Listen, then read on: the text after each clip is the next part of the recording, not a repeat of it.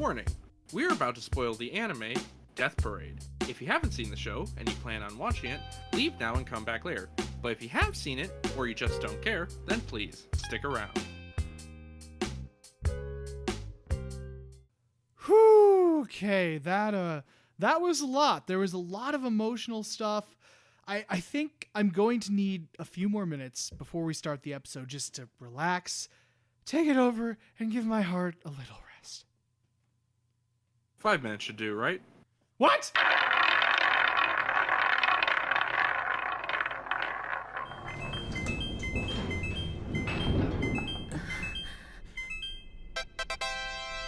Hello, everybody, and welcome to Cinema Roulette. Goodness gracious, it has been a while. Hi. What? Hi. Justin's here too, by the way. Well, you just went quiet, so I assumed I was supposed to talk. Sorry. I don't know if it cut me off because I was still talking when you went and talked, so Discord might have been really dumb. Anyway. Yeah, we've been dealing with a lot of dumb shit. Yeah. we really have been lately. A lot of tech issues, so... but yeah, those are patched for now, knock on wood. So today is a very, very interesting anime, one that I've been meaning to watch for a while, but just never got around to. So I'm just like, we'll put it on the short series wheel. And before we get into it, massive fucking trigger warning. For just everything, basically. Everything. This show has topics of abuse, of suicide, I don't think sexual assault, if I remember correctly. Yeah, there's really no sexual assault, but there is like assault and abuse and suicide and existential dread and just heavy themes of death and life in general. So yeah. So if any of that is not your cup of tea or just not what you need today, I understand moving on for a bit. Yup. But yeah, in case you want to know, we do really like the show. Yeah, it actually ended up being really good. So, just in case you don't want to come back, yeah, it is still a good show. We really liked it. Very solid anime. So, yeah, today is the 2015 series, A Death Parade. Welcome to Quindecum. Please have a seat.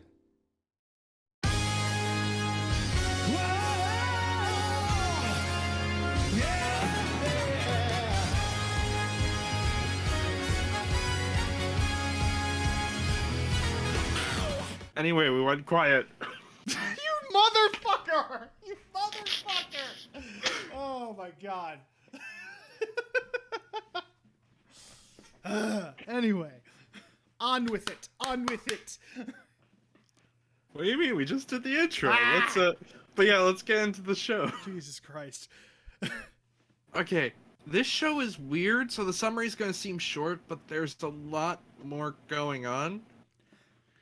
Yeah, yes, the plot is relevant, but like in the overall scheme of things, it kind of isn't. But it kind of ties in. It's weird.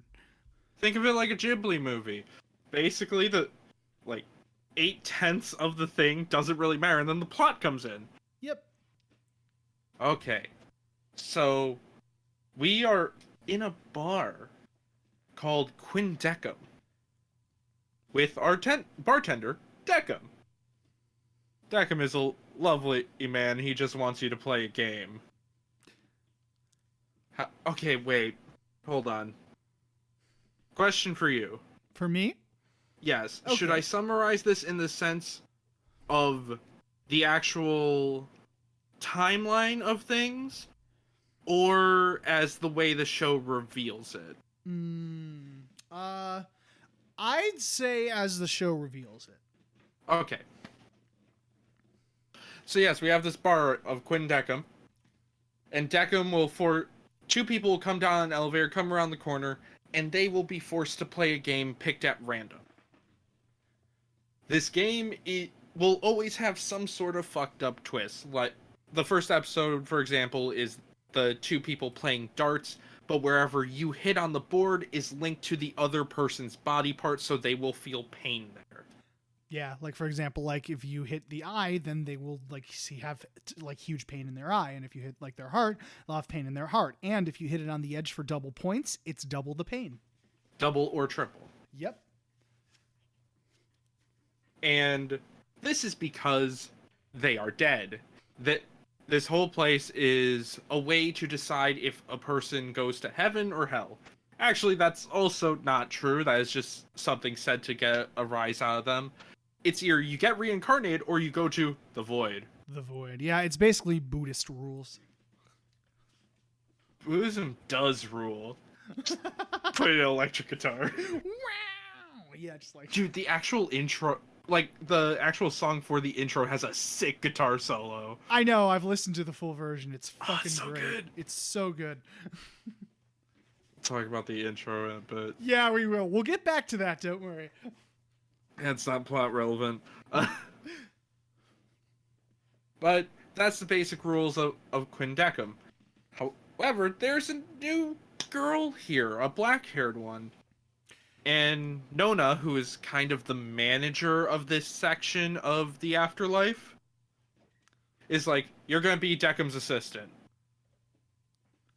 Alright, fine. And she, by the way, she actually does not have a name. She's literally referred to as just black-haired girl for most of the series. Yeah, until we learn the mystery later. Yes. And she helps Decum get perspective. Because we find out Decum is not human. Actually, none of the arbiters in this tower are human. They're called arbiters, by the way. Yeah, they're called arbiters. We later find out that they are all made from dolls, and basically the three rules of they can't experience death, they can't have human emotions. I forget what the third is. Oh, and they can't stop being arbiters, because that's literally the reason they were made. Yeah.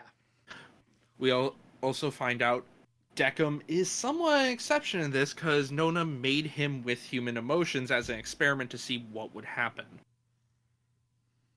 But he's still treated like a normal arbiter, so he needs the black-haired girl in order to learn how to judge emotionally. And we find out the black-haired girl isn't an arbiter. She is a person. A person that... Okay, hold on. I missed an important step here. Oopsies. Also, are you still there? Yep. Okay. Gotta make sure on that. You're coming in loud and clear. There are rules to the people who come for the game. They will come... When they come down, they will not have their memories, but they will gain it as the game goes on. They do not remember their own death. There is always two of them.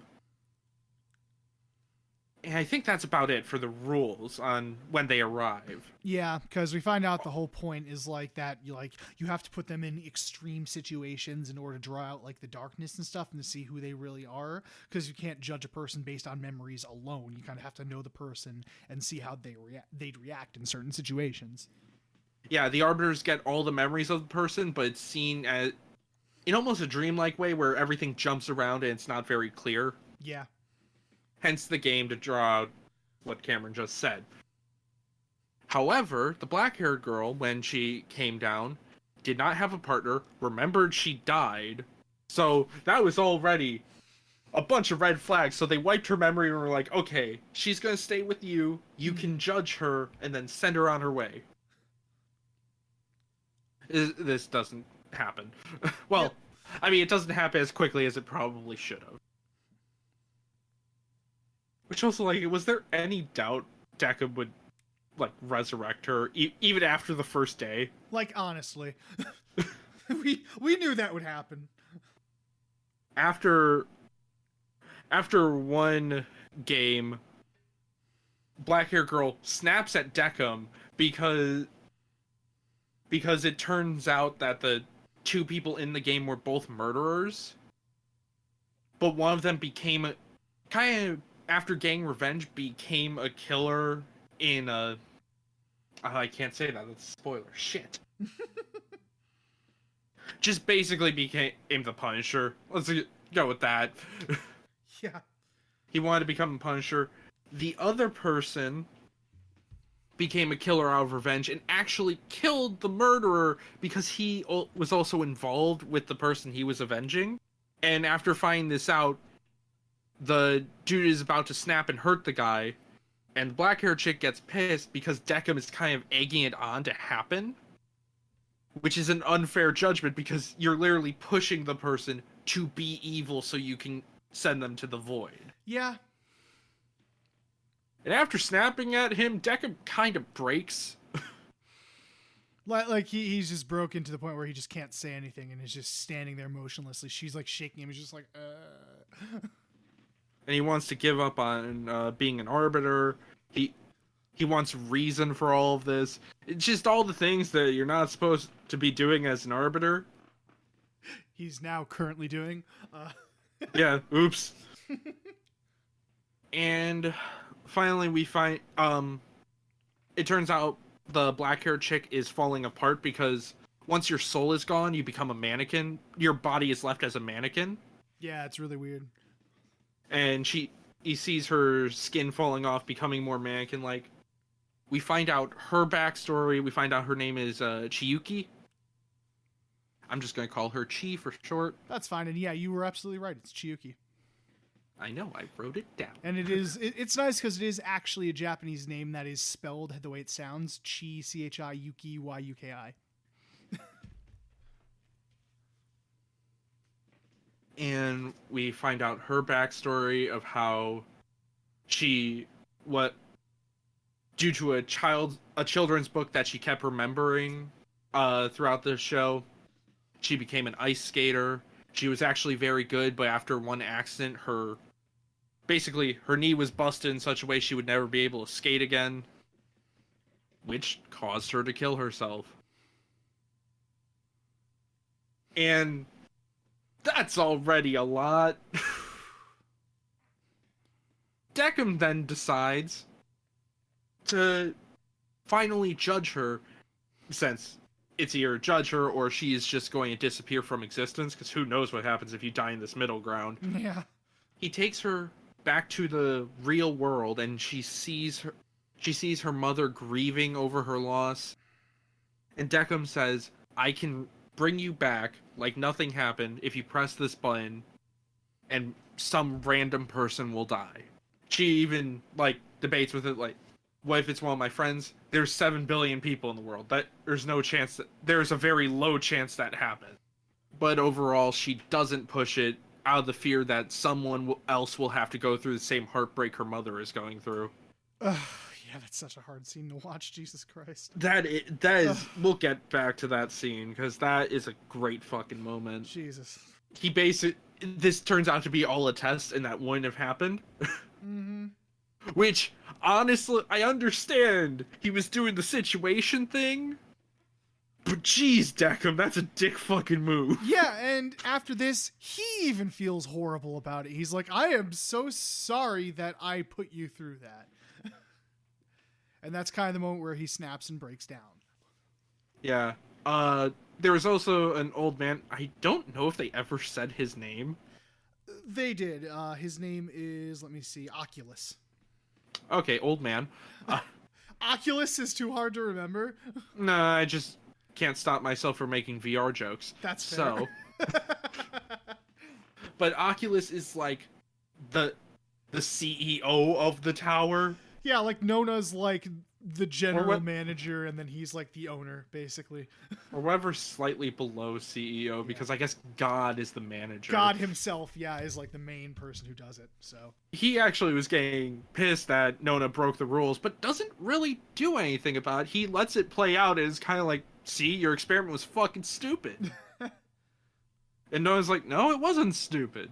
It still worked. We need a new way of judging because this system is clearly flawed.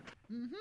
Chi gets sent and up the elevator instead of to the void, and Deckham goes back to being an arbiter. Kind of feels unsatisfying when you say it out loud. Yeah! It's not, though. It is actually a very satisfying ending. Yeah, it's just it feels unsatisfying if you say it in words. Yeah, it's odd. It's one of those things that where like the visuals and the music and the way the characters react and everything really do carry the scene. Yeah. Our hosts need a bit of a break after that summary. So here's a little word from our friends over on our podcast, who you can check out after the show. Dragon Ball Z, One Piece, Naruto, all things that we love, all manga that were originally published in the legendary magazine Weekly Shonen Jump. But not every series can run for 300 chapters and have a hit anime. This is David. This is Jordan. We're the hosts of Shonen Flop. Each episode, we look at manga that ran in Jump that didn't quite make it. We discuss what it did wrong, what it did right, how the series could have turned itself around, and ultimately, was it a flop or not? Run all your favorite podcast apps, and you can find us at shonenflop.com. Keep on flopping, floppers. Okay, so where the fuck to begin? Jesus Christ. I would say I think let's just start with like the plot and everything. I think the show itself is definitely very well written. Like Oh yeah, it does. I talked about this with you before we did the episode. This is a show literally about people playing barroom games, and it's emotional, it's philosophical, and it's really interesting to watch and tense. it really is, and it's very profound and thought-provoking at times. It takes all these like games and just makes them like visually beautiful and like stylized and all that. Shit like this pisses me off. Why is that? Because it annoys me I don't think it's imposter syndrome, but like comparing myself to the writers. Oh, I know what you're talking about. Yeah, I forget the word for that. Inferiority complex, maybe? I guess. In a way, but yeah, that's more... Yeah. But general inferiority, because it's like, oh, I have to, when I'm writing a story, I need these big narratives, I need multiverse, whatever. And then they're like, we have one room, and Yeah. we're able to go through this whole range of emotions. It's brilliant, because, I mean, we talked about this before, too. It's like the whole show is kind of a bottleneck episode, because it takes place entirely in Quindecum. Yeah, well, except for like 2 episodes. Yeah. Like, there's obviously we see other places besides the bar. Like, there's an elevator that goes up and down, and like I think at the top. Floor, Yeah, that's what most elevators do. Well, yeah, okay, you know what I meant. Shut up. But, but like at the very top, like next to the top floor is like Nona's house with all those the garden and everything, and then like down below at the very bottom, I think is the subway, and then I think there's asshole bartender who's on a different floor than Decum. Ginty. Yeah, he's on a different floor than Decum. So. There's the pool room. Yep. Or billiards, whatever you want to call it. Yeah, it's like galactic pool or whatever. It's really cool because they're literally like playing pool with like planets that like glow and like roll and like float. It's just neat. Well, I hope they roll. They're playing billiards. Sorry. Just being smart. You're fine. And there's the room where they get memories and Yeah. put them together. Yep. Oh yeah, the information bureau. But yeah, other than that, like it just takes place entirely in this complex, and it manages to have a very satisfying beginning and end for our main characters, and each individual plot that happens for like the players, it manages to wrap it up very satisfyingly and sometimes very soul-crushingly sad. Yeah. So yeah, it's brilliant how the show does that with the setting and everything. So I think my favorite story moment, though, is when we finally get Chiyuki's backstory and it's just silent. Dude, that whole montage at the end was so fucking beautiful. Like, we'll get this out of the way too. Like, the visuals and the animation in the show are fucking gorgeous. Basically, take a cutscene from an Atlas game and then up the budget. Yeah. That's what it looks like. It's great. Oh, it's fantastic. I mean, it kind of feels like an Atlas game too, with like the character designs and the music and everything. It feels Especially the music. It Yes. felt very Persona and Catherine. It really did, and it's really cool and really pretty to look at. But yeah, her backstory, like, because she's is it figure skating? Figure skating, yep. Figure skating. She's figure skating on ice as like she's going around and spinning, and like Decum, he has like these wire things that uses like pull people back if they're being violent or control things, but like he's controlling the mannequins on the piano, and like she's spinning around, and the animation when she's ice skating is so fluid and so beautiful, but as that's just interspiced, or interspliced with like different moments from her actual life, just entirely told through the visuals and the music, and it is so amazingly done. Oh my god. Yeah, and like if you're watching the scene, you could 100% see the moment of where narration would come in or something, but it feels like it works so much more impactfully without it. It really does. And obviously, like, there's dialogue sprinkled in here and there for the flashbacks eventually, but yeah, it's just mostly told through visuals and music, and it's such a brilliant moment. I love it so much. It's a beautiful montage. Yeah, that's probably my favorite moment of the show. It's so well done. Absolutely.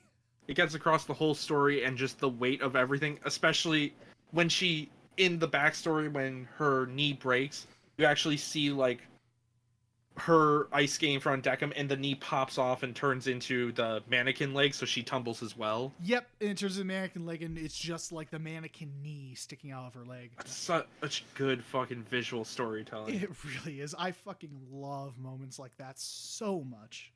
Also, rewinding a few steps, because I'm also a smartass. I know some of you with us saying it looks like an Atlas game. Well, of course it does. Atlas makes it look like an anime. No, trust me. Yeah. They get like the shadows and everything. It looks like an Atlas game. Yeah, just the general like vibe and everything, especially like when they were on the subway and coming out and then like going into the bar, there's like that jazzy music with like the blue lighting and the shadows. It feels so Atlas. Yeah. So cool. And plus the one episode with the fucking the rock star, he looks like the blonde dude from Persona 5. He does. It's fucking hilarious. And it's actually, I guess, technically a boy band, but still. Boy band. He played electric guitar. It's rocking. He did. I mean, it's called. What's it called? Like No, not sheer heart attack. You were That's a right. quick- I'm pretty sure it is sheer heart attack. Or actually, No, no. it's something heart attack. I forget what it was. Yeah. Because sheer heart attack was the name of a Bubblegum Crisis episode. And isn't it a Queen? I'm pretty sure it's a Queen song as well. It is. Yep, because they based off Queen. Cross heart attack. Cross heart attack. That's what it is. Yep. That's about to pull out the case to see.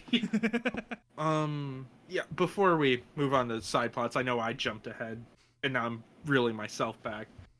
I do like that this show doesn't have a villain.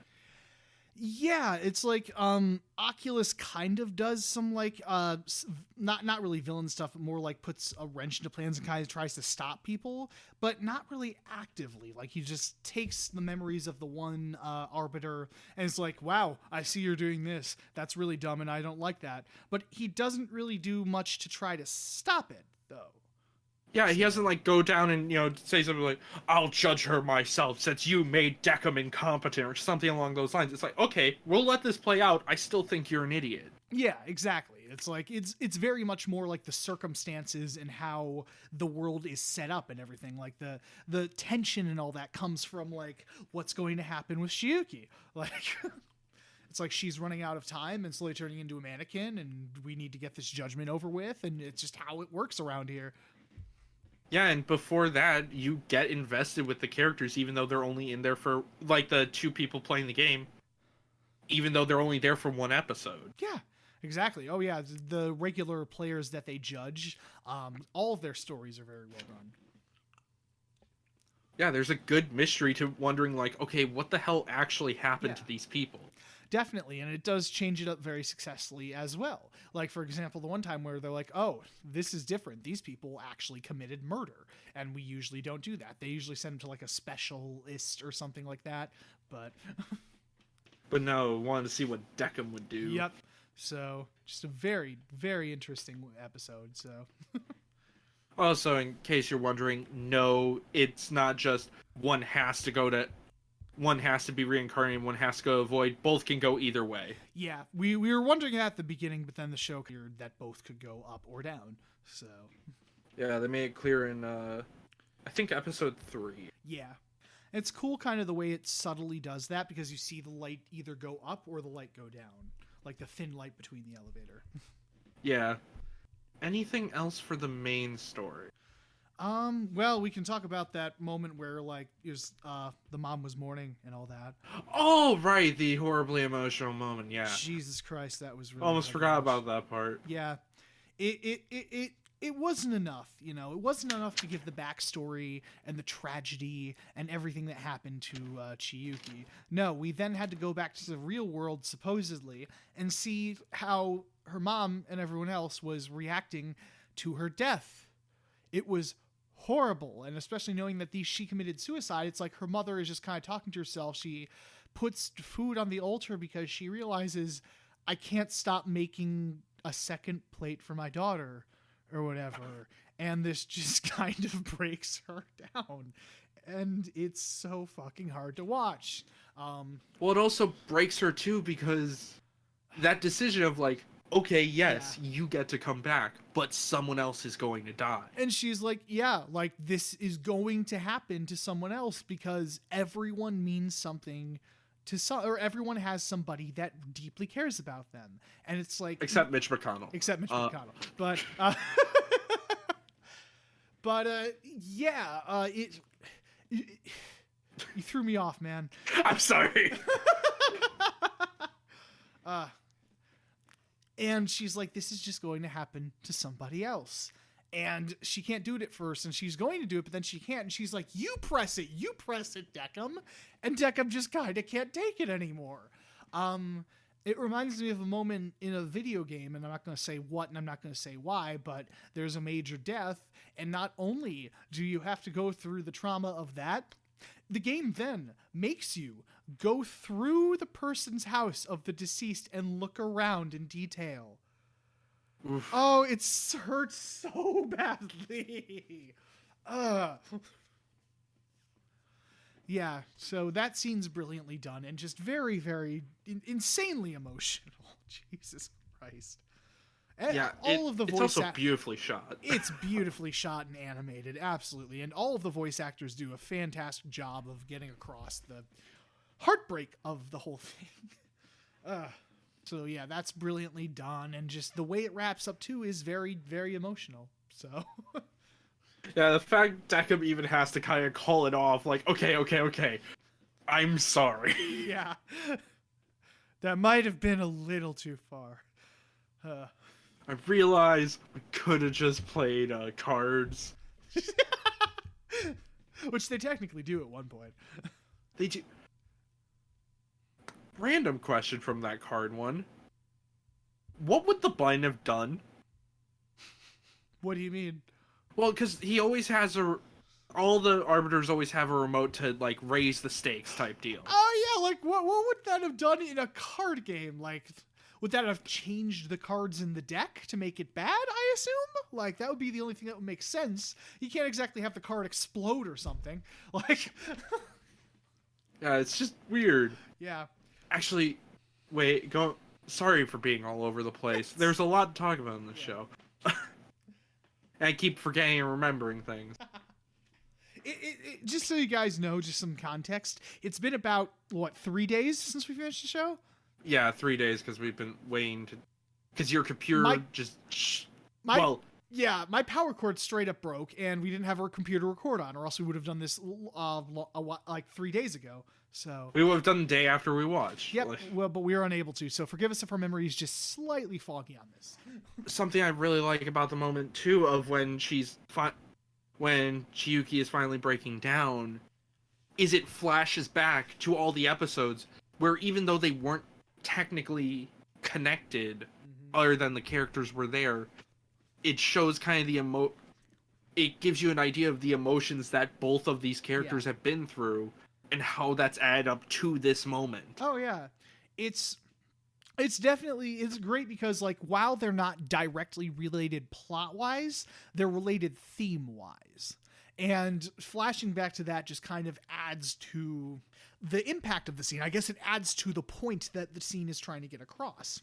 Even though it's not directly related plot-wise, it just helps build it up and just bring it together, I feel. So yeah, it helps bring the scene together and basically the whole show together. Yeah, it's really well done. So definitely more connected than Ghibli movies. That's a random punch that they don't get. I know they don't. It's up to you if you want to explain that or not. I'll explain it another time. That's a fucking long That's fair. story. That's fair. And another thing I want to bring up that's super impressive about the show is this isn't based off of anything. I mean, it's based off a short film that was like a proof of concept. Yep. But it wasn't based off a manga like most anime. It wasn't based off a normal book series. It was just an original idea. Yeah. And it's done brilliantly, honestly. It's fucking fantastic. Which, if you don't watch a lot of anime, that's kind of rare for anime, honestly. Like, I'd say like a big chunk, like 80% of anime are based on an original manga. Yeah, I think the only one that comes to mind on that isn't also based off something is Cowboy Bebop. Also true. Yep, that was original by Shinichiro Watanabe. Did he also do that for Space Dandy? I think Space Dandy was original too, so yeah, most of his anime. Yeah. But yeah, it's fucking amazing how it came out. Honestly. And there might be a season 2. The idea's been thrown around for years now.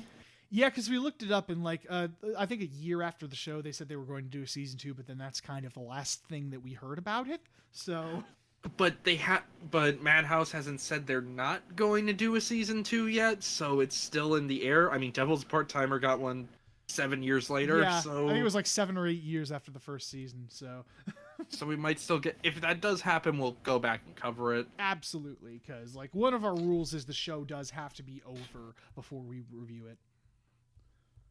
Yeah, but if the next season was announced 5 years ago, we're considering it done unless something comes up. We're considering it done until proven otherwise. So, because it's like while they did wrap up the story very satisfyingly here, like the immediate arc, they did leave enough room at the end to continue the story technically. So. And there feels like there is a want to explore the other characters, like Ginty or the old man. Or the other Arbiter who we barely see, the one with the blue spiked hair. Or the one who works in the memory area. Yeah. So. Or that lady who wears the skull mask that we see like 3 times. She was rad. I liked her design. So, because it turns out the lady with the eye patch, she was an Arbiter, and we kind of see her last day as an Arbiter, and then she moves to the Information Bureau. She used to have Deckham's job, but then Deckham came. Yep. So, Quinn, I think her name was. Yeah, I it's kind of funny. She goes to the Information Bureau. She's like, God, you didn't tell me how much more work it is. And she's like, I'll make it your while. And Nona is always bribing her with alcohol to give her more stuff. Apparently dolls can get drunk. Who knew? But anything else for the main story? I think that about covers it, actually. So.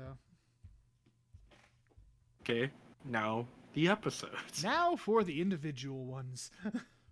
Actually, intermission. Let's talk about that damn theme song. For intermission, just go, oh, that's a perfect transition right there. Let's talk about that damn theme song.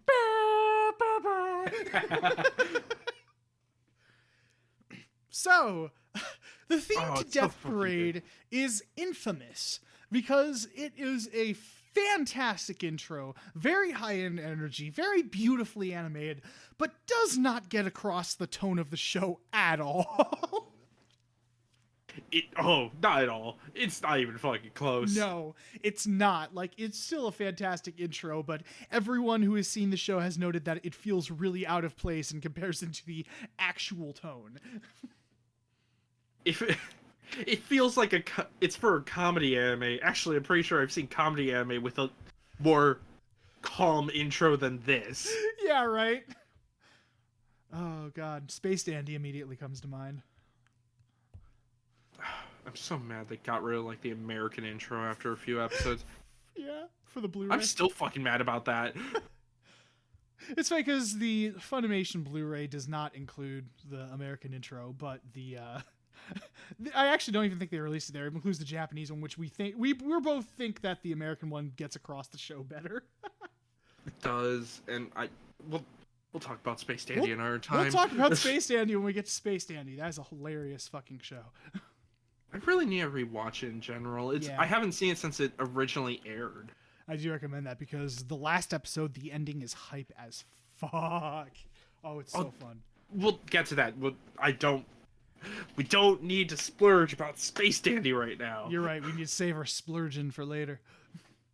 for like 6 years down the line. When we actually get to it, yeah. But what were we on about the show? Oh yeah, the intro. The intro, still beautifully animated. I want to see what show that was. Oh please, yeah. I was like, what show is this? Looks fun. Love to see that. They also. Sorry, I was just gonna say that I'm still mad we didn't get our deaf DDR. That was promised, we didn't get it. Right, because we see Nona playing DDR in the intro, and we never get that. And we see a lot of the other games too. Yeah. Also for the first few episodes, they have custom credit scenes where it shows either about the person's life or what happened after they left type deal. After they left Quindecum. And then they kind of stopped doing that for some reason. And they just stopped doing that. Because we thought they were going to do like a Riddle Story of Devil thing, because that's what that does.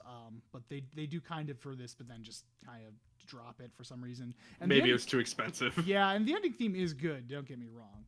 It's just I wish they would have stuck with that theme. Yeah, with changing it each time, that would be cool. Like that's a very minor complaint, but it would have been cool. No, I complained about the credits, so this show is immediately a 0 out of 10. According to internet rules, I said one negative thing, so that means I hate it. That's a whole nother tangent. I'm pretty sure we have a topic wheel on that. So I forget if we do. Yeah. Oh, actually, yeah, we do. We do, yeah. Where it's like, what's wrong with being just good? So yeah, but that's another time. God damn it! Let's focus on this. We have so much to talk about in the future. So many things. It's so fun. I'm so excited. But yeah. I think we got across the point of the theme anyway, so we can probably move on now. Then we can probably get back to the individual episodes. To wrap it up, very good. Highly recommend just looking up the song too, because it's fun. Do you remember the name of the song? Because I don't. It is Flyers.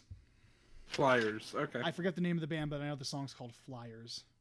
By Bradio. Bradio. Bradio. I was about to pull it up on Spotify to see what the band was. But we got it. We got it, ladies and gentlemen. Okay, anyway, let's talk about the arcade fighting game episode. Yeah, that one was, I think, by far the like, the one with the detective comes pretty close emotional-wise, but that for me was, I think, number one in like, side story emotional. Oof. Yeah, okay. The two people who come down this time, one is some just random kind of nerdy guy, and the other is a reality TV star. She has 7 kids, so she got her own TLC show. And originally she thinks it's a prank show. Boost ratings, whatever, usual TV shit. She's convinced that it's a reality show because she's like, I've done this. I've seen shit like this. They're secretly filming us, so make it look good. I'd like to note, whenever they whenever they play roulette to get a game, the game is summoned with a massive explosion and light show. Usually. For the old lady episode, they didn't do that because maybe she would have just, like, passed out from a heart attack, because you can get hurt in this world. Yeah. So we've seen that. But yeah, there's always a big dramatic, like, boom, and then whatever game just, like, floats up there. And we made fun of it just because we're like, a lot of these people will, like, try to look for some rational explanation. And that big, giant fucking explosion and things magically appearing, that never seems to tip them off that at the very least, something supernatural's going on. This may not be the real world anymore. Yeah. But we keep seeing, because the game they land on is an arcade fighting game. So best of 3. Guy completely destroys her first round. Then she asks him to let her win next round. And throughout this, we're seeing her memories mainly come back of her being kind of shitty. Yeah. Shade to her agent. I almost said Asian. Good job. Shade to her kids. So, and up to this point was sort of this person goes up, this person goes down. And it's like, okay, so she's gonna be sent down. The guy is good, as we learn their backstories, she, again, massive trigger warning. I know we already mentioned suicide with Chiyuki, but more to come. We find out that the woman went through a life of constant abuse from boyfriends, which is why she has so many kids, constantly pushing through and only getting a big break recently with the TV show. And only wanting to be on there just to finally feel wanted, basically. And we find out the guy had a base. I forget why. Did his mother pass away, or did they just get a divorce? They got a divorce. Got a divorce, and then he was just angry about his stepmother and never acknowledging her really as a person. Yeah. Even though he says that she was nothing but nice and kind to him. Yeah, she didn't do any. It's not like her fault that the divorce happened or anything. It's just he was oddly against her and one day killed himself. And even though, like, all she wanted was him to call her a mother. I'm trying to think of how to fucking continue here, because both of those are just horribly depressing. They really, really are. And then how did the mom end up dying again? She badmouthed her agent and then was just strangled. Oh yeah, that's right. And it was just fucking strangled to death. And yeah, that at the end of the game, because like the stakes are high and things get really emotional, and there's a gut-wrenching moment, at least for me, when she just walks over to him and just starts slamming his head against the arcade cabinet, eventually just knocking him completely unconscious. And well, that's before we even knew her backstory. Yeah. That just because another thing that Deckham will do is basically threat that loser of the game will die, even though, both are already dead. Yeah, and the extreme circumstance he creates in this situation is button which pops off the controller head, or the joystick head. Yeah, so the stick you falls essentially apart. can't control the game. And then they have to go get it or whatever. And but yeah, she renders him unconscious, and even though he's completely unconscious, Deckham's like, the game must continue. Go ahead. And she basically has to beat up this complete, like in the game, just this NPC who's completely unable to defend themselves, which is probably, commentary for like the story of their deaths and all that. So, and like, again, in her mind at this moment, it's because she wants to live. Yep. Spoilers, you don't get that. Yeah, but either way, like, I forget who ends up winning. I think the guy ends up winning, yeah. Yeah, I think he wakes up and wins again, but both at that point have all their memories and just break down. Yeah, they literally just break down crying, like, why did this happen? We don't want to do this. And they realize how shitty of people they were. Eventually, like, I think she runs up to Deckham, starts taking her, and then he just kind of hugs her and, like, forces a hug. And she's like, let go, don't. And then just breaks down, and he hugs him too. And they just sit there and fucking cry for a bit, and it's just, it hurts. It hurts so badly. Thanks, show. That was fun. God. And the funny thing is, funny story, we were going to kind of binge the show that night, and I think that was, the first episode we came across? No, that was just the second one. That was the second one, and we're like, yeah, we can't continue after this because that just hit so hard. It's like, that's enough for tonight. Oh, God. And then, like I said, I think the definitely second emotional episode was the one with the detective and the kid. Oh, the two murderers? That one also hit super hard.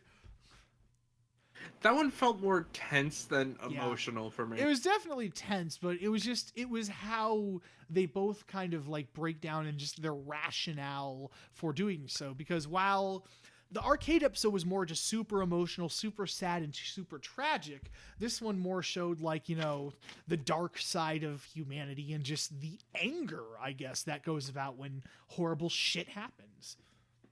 Also, kind of the moral gray area of murder, basically. It's a very Punisher-like rationale. So I guess I'll let you explain the plot of that one. Yeah, mentioned a few. We've kind of mentioned it a few times through the episode already, but Deckham is given kind of the challenge of, well, first we're told that someone is a murderer. Yeah, we aren't we're not told who, and we're not told how or anything, but we just know that someone committed murder. But it's a game of air hockey that the two have to go through. Yep. Which also, the way this is shot, I want an air hockey anime. I don't care. Oh yeah, like just how fast the puck moves back and forth, and just how fluid like the camera movement and all that is. I know there's not actually a camera there, but just how fluid the movement is, and just going back and forth, like zooming in, zooming out, just whatcha. It's very dynamic. It's really cool. You feel the speed. Yes, it's great. But I don't remember all the steps. We find out both are killers. One, the detective's wife was murdered, and he went and got revenge for that. And the kid, his sister, got assaulted, and he's been watching over her ever since their parents passed away and swore to protect her. So got very pissed about this. Went, stabbed the main guy who assaulted her, and remembered that there were two people there, apparently. It turns out the second person was the detective. Yeah, who was also going there to murder the guy for assaulting the girl.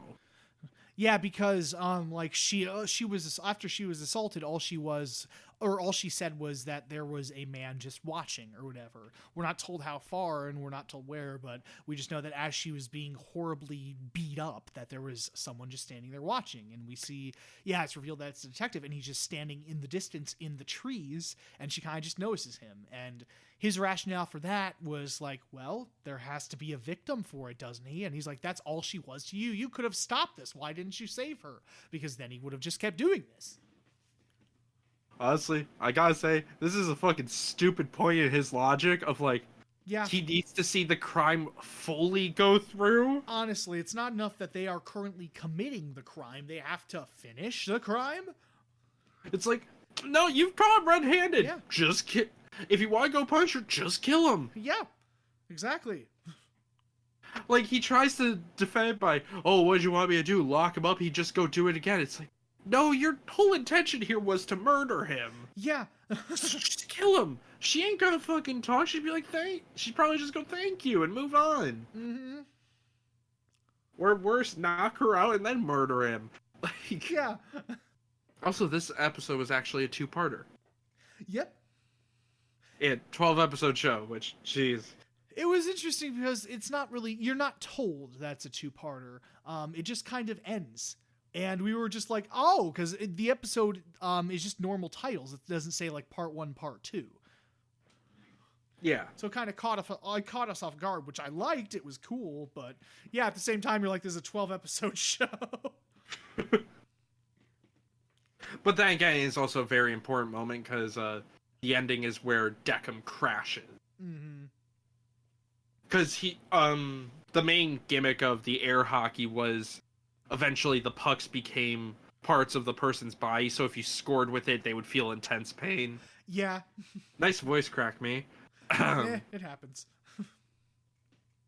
But after the kid finds out that here's the detective go on a spiel, really wants to fucking murder the guy again? Yeah. And he even kind of says, he's like, you already murdered me once. You really want to murder me again? And Deckham sets up all the pucks in a stack. Yeah, he just that way with one fell swoop, just pain. It's pretty fucking cold because he's just like, well, there are ways to make him feel intense pain, and just stacks him there. Gives him a knife and just like, all right, go ape. And Chiyuki tries to stop him, but in the end, he does plunge the knife through. He does go through with it and gets kind of this like maniacal grin and stuff at the end. He's like, see, I did it or whatever. And ends up, they both go to the void. So I don't think we ever see that, but yeah, it's easy to assume. It's heavily implied because he puts them in the elevator, and then like the ending shot is of, I think the last one before the ending credits thing is the Onibaba mask. Yeah, because there's two different masks. I don't know what the other mask is. Yeah, it's kind of a happy one. I think one's supposed to represent heaven and or hell, or in this case, reincarnation and the void. Yeah, that moment of Chiyuki trying to hold him back is fucking Yeah. intense. It's really intense. It's a major turning point for Deckham's character, I'd say. Well, yeah, because it's before the last 3 episodes. Yeah, so that one's really well done. And also, let's talk about the other 2 major side characters. We talked about the guy of Cross Heart Attack. Well, the girl that kind of sticks around. I didn't write her name down. I'll find it. Just it kind of explained that one. This is one of the few times we actually leave Deckham and we focus on Ginty, who's another arbiter. Yep. And we find out how he runs things, and yeah, he's kind of a fucking asshole. Yeah, he's just a dick. Arbiters aren't supposed to have emotions. This man's just angry and bitter. Like, the hell? And also gets emotions and questions his reality. Yeah. But what happens is there is a band member from not Sheer Heart Attack, we just said this. Cross Heart Attack. Cross Heart Attack, and a fangirl of his. Both of them play Twister. He's sent to the void because the way the game elevates is whenever you put your bipart on a circle, it will change the environment, like it will make it burning hot, Yeah. freezing cold, tons of wind, whatever. Mayu is her name. Mayu. Mayu. Mayu. Okay. And eventually it's just them, like, the floor goes out from under them and they're stuck in their positions. First to fall loses. And there's this nice spike trap at the bottom. Totally real spikes. Yep. And the band member is about to push her off, like, to save his own skin. Yeah. And then she goes on about how important a part of his life, or how important he was to her. So. Yeah, because the music gave her hope, basically. Insert the Archer clip. Yeah, I bet you feel like a dick now. Yeah, I bet you feel like a dick. And then she sacrifices herself anyway, out of respect for him. Which, even though he regrets this, Ginty's a prick and sends him to the void, but can't decide on the girl. Yeah, he can't decide on her for some reason. She ends up just kind of sticking around. Yeah, and he keeps trying to question her to figure out, like, okay, what the hell? Well, actually, no, he doesn't send him either. His body, remember, that's the whole plot of the one episode, is he's starting to slowly die. Well, no, he was in the void because he gives her the ultimatum of sending, well, fucking Light Yagami.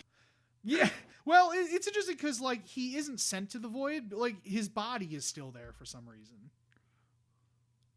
I forget if that was a vision or... That really wasn't explained. Well, no, because that was, like, his physical body, I'm pretty sure. Like, Yeah, but then she goes in the elevator alone and then he appears. yeah, that's right. So I don't know. I think it's supposed to be, like, kind of more, like, metaphorical or whatever. Like, it's a visual representation of their bodies coming together or something like that at the end. Well, at the end there, yeah. Yeah. And yeah, funny thing about what Justin just mentioned, Major spoilers for Death Note, skip to... 5450. there's a character who's like, oh yeah, you can bring him back if you kill this person, and it looked exactly like Light Yagami, and I was like, oh hi Light Yagami, how are you? And it turns out that is literally supposed to be Light Yagami. There is a, like, kind of unofficial crossover with Death Note here. Because an interesting side plot thing is... I said her name like 6 times. Nona. Nona keeps bringing up the fact that people are dying at a faster rate. And this isn't resolved in any way, and it isn't said why. But the fact that Light Yagami is here probably means the events of Death Note were going on Yeah. during the events of this show. It was like happening simultaneously because they're like, oh god, there's such a huge influx of bodies, which if you just deduce, it's like, oh yeah, those are all the people Light just kept writing in the Death Note. Just, this person's dead now, this person's dead now, this person's dead now. I'm gonna take this chip, I'm gonna eat it.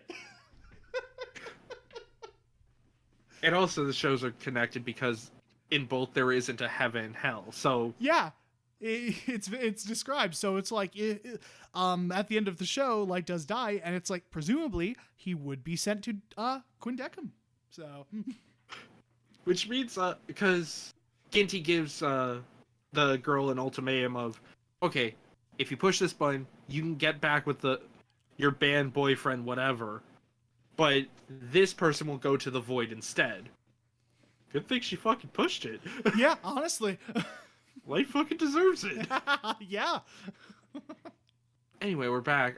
But yeah, she is sent down. She's sent down and actually does meet with the band member, and you see they fall apart into mannequins, but you see their souls kind of intertwine as they go into the void. Yep. It's a really nice, really bittersweet moment because then you just see both their bodies just turn into mannequins, and they're in the void now. Which also, Ginty, you're a prick. Oh, like honestly, like he is such a prick. Oh, I did forget to mention at the end of the show, Decum did take the mannequin of Chiyuki and has it sitting next to the bar at all times, so that way she's always there. I don't think we mentioned this, but his hobby is taking the mannequins of all the people that he's judged that went to the void and basically... No, even if you are resurrected, you become a mannequin. That's right, yeah. But he's taken the mannequins of all the people that he's judged and put them around kind of in his back room, and in order to kind of like threaten people, like if they're like, I'm not going to play this game, he's like, I highly recommend you do, and then the bar behind him opens, and then you see all the mannequins kind of just hanging there that look like... and he makes it like in shadow, so it just looks like hanging bodies. But yeah, he says he's like, I have nothing but the utmost respect for people who've lived a full life, and that's something he keeps saying throughout the show. And so in order to kind of like preserve their memory and stuff, he takes their mannequin form and keeps it and like dresses them up, I guess, like the person, because he's like, just to show that these persons' lives were not meaningless. They didn't amount to that. They didn't deserve to just be buried and forgotten. These were real people that actually existed, and they deserve better than that. And Ginty would probably say something fucking stupid, deserves to be punched, which he gets punched a lot, which is funny. It's great, yeah. And if there is a season 2, I think Ginty would get emotional even though he wasn't given human emotions. Yes. Because he's clearly fucking questioning his reality since the girl is still there. Yep. I mean, I like the old lady one, but I don't have much to say on it. Yeah, it's really sweet. The moment that I really loved was the way she figures out that she's already dead, is she picks up a card, and it's an idea for a drawing that she was going to do that she had not yet drawn. And it was in her head, and she's like, this is exactly how I imagined it and how I would have drawn it. So... Yeah, all the cards, because she came alone, so Decum, Chiyuki, and the old woman are all playing... I forget what it was called. Yeah. The card game. I think it's literally the title of the episode that's in, but... Probably is. But, yeah, all the cards have pictures relating to the person, so she has all her old drawings and even takes the cards with her when she goes up. And... I don't think there's any other episodes I really want to talk. Yeah. Or... There is the... last part of this show questioning what the fuck the purpose of life is. Yeah, this show does get really fucking existential, obviously. Like, and I guess that's a given, considering it's dealing with, like, you know, the death. Literally, like, that's the title of the show is Death Parade, and it's like there is no parade though. Yeah, sadly there is no literal parade, which is unfortunate. Wouldn't it be funny if it was like a parade and it was like a big band playing the theme, like? That would be pretty good. I would love that. So yeah, because all I knew about the show going in was basically the setup is that once you die, you're sent here, and then you were judged by playing the games. That's all I knew about it. And Justin didn't. All I knew was the name. Yeah, and Justin didn't know like anything going in. He realized he had heard the theme before because it is a very famous theme, but that's about it. But yeah, there's a lot of philosophy of like, if pain is needed in life, is it really life without sin? Is there any way you can judge someone even based on their life or their action? Yeah, it essentially deals with not only, you know, what's the meaning of life, but like what gives us purpose. Why are we alive? You know, like. And the answer is buying Funimation product. Yeah, exactly. Today's episode is sponsored by. I honestly would have loved it if the show did that. That would be so fucking ridiculous, honestly. Like Just one episode. just one episode that is just a shameless plug. You can go to Funimation.com to stream now. Some shit like that. The true me of life is watching Madhouse anime and purchasing all their product. God, I just, this is so dark. I don't know if I can judge this person. But you know what I can't judge? These low prices. Today, Studio Madhouse will be having a sale on all Blu-ray copies of their series. Oh, that would be fucking amazing, yes. Go to the universe where every movie and show has a shameless plug. Just like a Wayne's World style, like picking up the product, winking at the camera, nudge, nudge. Yeah. Oh my god, yes. It's the scene of the mother creamage. It's like, I know it's your favorite. You always love Nestle Crunch Bars. Available at all convenience stores. Just starts crying or something. Yeah. Every single day I make you a bowl of delicious Nestle Crunch.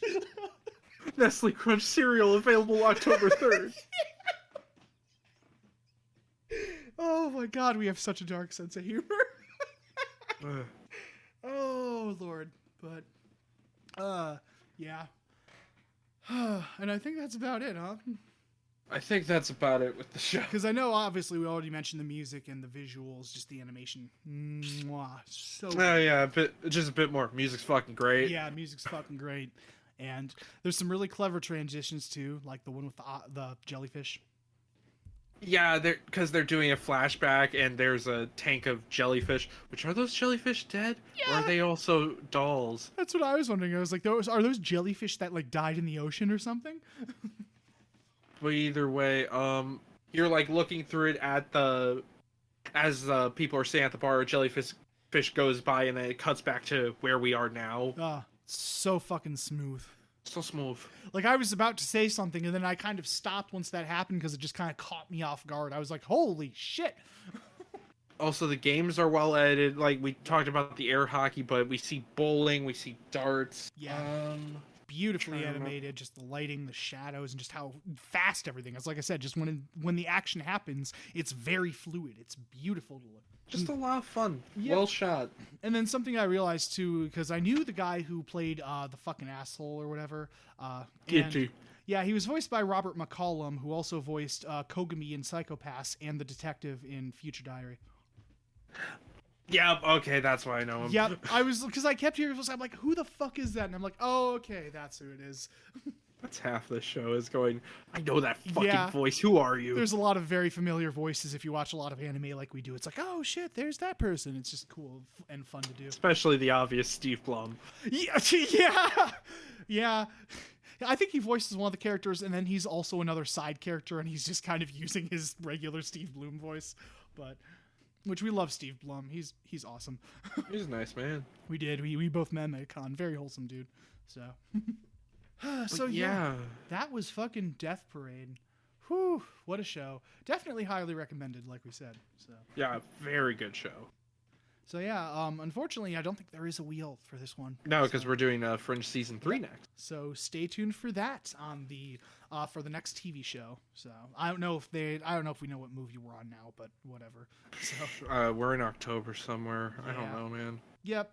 So we have a Halloween episode, and next month is movie month. So that will be 8 movies in a row, like 2 a week. Pretty neato. Yep. Gotta get our episodes done. So yeah, stay tuned for that, ladies and gentlemen. We have so much more planned for you. And no Christmas episode. Out of spite. Fuck Christmas. Okay, bye. All right, see it.